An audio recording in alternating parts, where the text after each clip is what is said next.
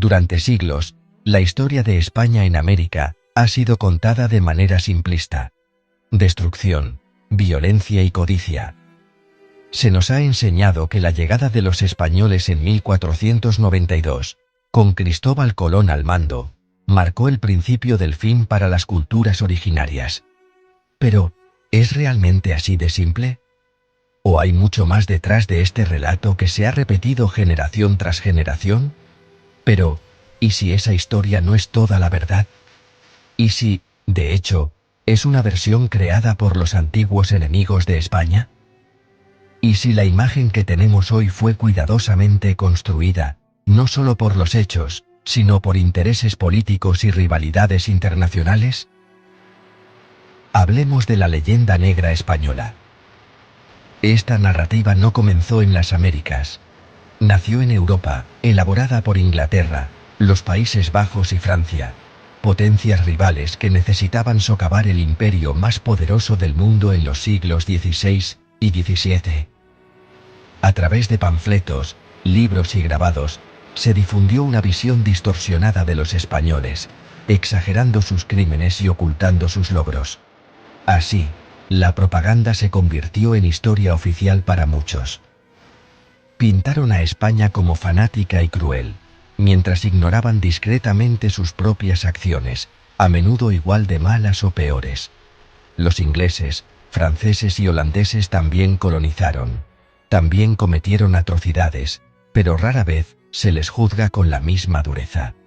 La historia, al final, la escriben los vencedores. Ahora, sobre Hernán Cortés y la conquista de México.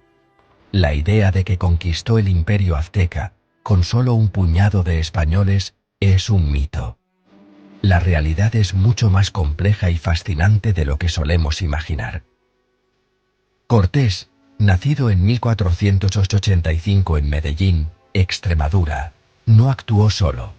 Lideró una alianza de pueblos indígenas, naciones como los tlaxcaltecas y totonacas, que habían sufrido bajo el imperio azteca durante décadas. Estos pueblos vieron en los españoles una oportunidad para cambiar su destino, para liberarse de la opresión y el miedo que imponía el poder azteca. Decenas de miles de guerreros nativos se unieron a él. Sin ellos, la caída de Tenochtitlan en 1521 simplemente no habría ocurrido. Fue una coalición inesperada, una mezcla de intereses y resentimientos, que cambió el curso de la historia. La conquista fue, en realidad, una guerra de alianzas y traiciones, no una simple invasión extranjera. Personajes como la Malinche, intérprete y consejera de Cortés, fueron clave en las negociaciones y alianzas. ¿Por qué estos grupos indígenas se aliaron con Cortés? El imperio azteca, fundado en 1428, no era una utopía pacífica. Gobernaba a través del miedo, sacrificios humanos masivos, guerras floridas, tributos aplastantes. Para muchos pueblos, la llegada de los españoles representó la esperanza de un nuevo orden, aunque también trajo incertidumbre y peligro. Para muchos, Cortés era una oportunidad para liberarse, no solo otro invasor. Esto no fue una simple conquista extranjera. Fue una guerra civil, con los españoles como catalizadores. La historia de la conquista es, en realidad, la historia de una revolución interna, donde los oprimidos buscaron aliados inesperados para romper sus cadenas. ¿Y qué hay de la afirmación de que España solo saqueó y destruyó? Esa no es la imagen completa. Si bien hubo destrucción, también hubo construcción, intercambio y mestizaje. La llegada de los españoles transformó el continente de formas profundas y duraderas. España estableció virreinatos como el de Nueva España, 1535, y el del Perú, 1542, fundó ciudades como Lima, México y Bogotá, y creó universidades como la de Santo Tomás en 1538, la más antigua de América. Se construyeron hospitales, caminos y catedrales. El mestizaje cultural y biológico dio origen a nuevas identidades y sociedades. España promulgó leyes para proteger a los pueblos indígenas, reconociéndolos como súbditos de la corona. Las leyes de Burgos, 1512, y las leyes nuevas, 1542, fueron pioneras en su intento de limitar los abusos y garantizar ciertos derechos, aunque su aplicación no siempre fue perfecta. Sí, hubo abusos, pero también hubo debates, juicios y nuevas leyes para limitar esos abusos. Figuras como Bartolomé de las Casas, fraile dominico y defensor de los indígenas, alzaron la voz en defensa de los nativos. Su participación en la Junta de Valladolid, 1550-1551, marcó el primer debate moral sobre los derechos humanos en la historia moderna.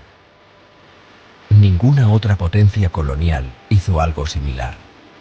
Mientras otras potencias veían a los pueblos originarios como obstáculos a eliminar, España los reconoció, al menos en papel, como parte de su imperio.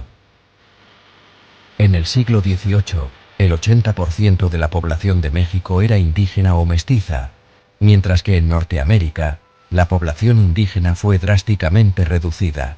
Comparemos.